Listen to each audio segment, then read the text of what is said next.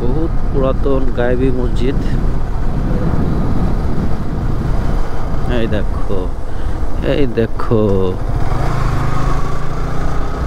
বাপ দাদার রাস্তা। একটা ঝুঁকিপূর্ণ জিনিস নিয়ে মেন রোডে উঠতেছে, একটু ডানে বামে তাকানোর কোনো ইচ্ছাই নাই। এসে মেরে দিবেন। আহা, গরিব মানুষ। এই গরিব মানুষ বলেই আপনার পার পেয়ে যাচ্ছে আর কি। মানুষ গরিব বড়লোক বিষয় না, এটা হচ্ছে একটা সচেতনতার বিষয়। জীবিকা নির্বাহের জন্য আপনি মেন রাস্তায় উঠতেছেন, আপনার পরিবারের কথা চিন্তা করতে হবে, আপনার মানুষজনের দেন রাস্তা মানে ডিভাইড এমনভাবে করছে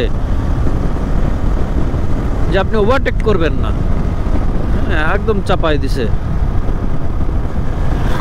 এটার কোনো মিডিল পজিশন নাই, কিচ্ছু নাই, এলোমেলো।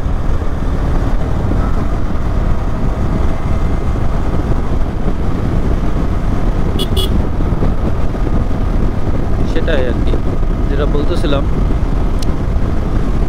ফ্যামিলির কথা চিন্তা করতে হবে। ফ্যামিলির কথা চিন্তা করে রাস্তাঘাটে উঠতে হবে, রাস্তাঘাটে গাড়ি ঘোড়া চালাতে হবে। যে কোনো প্রকার ঝুঁকি চলে আসতে পারে যখন তখন, আপনাকে সেটা মাথায় রাখতে হবে।